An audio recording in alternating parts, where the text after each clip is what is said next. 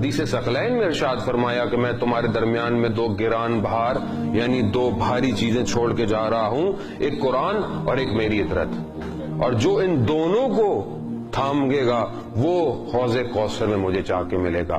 یعنی اب جو قرآن کہتا ہے وہی اہل بیت کرتے ہیں، یعنی جو اہل بیت کرتے ہیں وہی قرآن نے کہا ہے۔ یعنی امام حسین کا مقصد دیکھیں، ہم لوگ آئے ہیں یہاں پر ظاہر کچھ نہ کچھ سیکھنے کے لیے آئے ہیں، اور ہمیں انشاءاللہ سیکھ کر یہاں سے جانا ہے۔ کربلا راہ ہدایت ہے۔ کیسے ہدایت ہے کہ دیکھیں، جب تک ہم قرآن کو اپنی زندگی میں شامل نہیں کریں گے ہم ہدایت نہیں پا سکتے۔ اگر ہم بولیں گے نہیں ہم ذکر اہل بیت کرتے رہیں اور زندگی کے اندر ہماری قرآن نہ ہو، تو یہ بالکل متضاد یعنی اپوزٹ بات ہے۔ ایسا ہو ہی نہیں سکتا کہ آپ ذکر اہل بیت کریں اور قرآن نہ ہو۔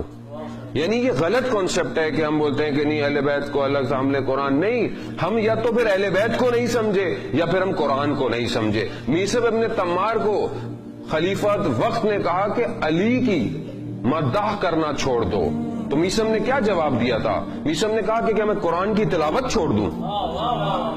یعنی یہ نہیں کہا یا علی، یعنی یہ نہیں کہا کہ قرآن کی تلاوت چھوڑ دوں میں عین قرآن ہے۔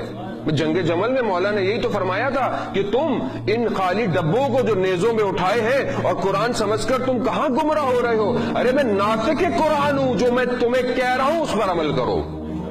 یعنی آج اگر ہم اپنی زندگی میں چاہتے ہیں عمل کرنا تو پھر اہل بیت کو ویسے سمجھیں جیسے قرآن نے کہا ہے۔ قرآن نے کہا ہے، قرآن کیا کہا ہے، قرآن کہاں ہے، قرآن ہماری زندگی میں کہاں ہے؟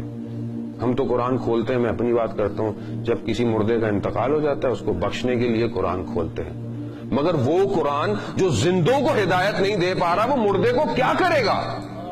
بھائی پہلے ہم تو ہدایت پائیں پھر اس کو کچھ ثواب لے کے جائیں۔ ہمیں ہدایت پائیں۔ قرآن میں ارشاد فرماتا ہے پروردگار بسم اللہ الرحمن الرحیم الف لام میم ذالک الکتاب لا ریب فیہ ھدی للمتقین، کہ شک نہیں ہے کہ یہ وہ کتاب ہے کہ جو متقین کے لیے ہدایت ہے۔